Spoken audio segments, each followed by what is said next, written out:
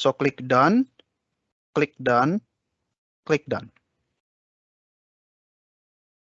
Just wait. Okay, so this is our well sketch. It's very easy.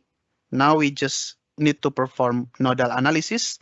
Go to calculation, system IPRVLP, and let's say the top node pressure, the wellhead pressure is 250 psig.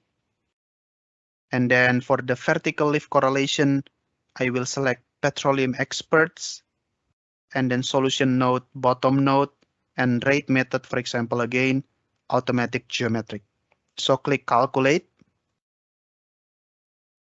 Okay, so this is the result, the nodal analysis for our original case, natural flow, okay, natural flow of oil well.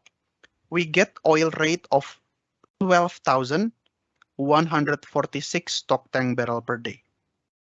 Okay, so this is the case where the water cut is 0.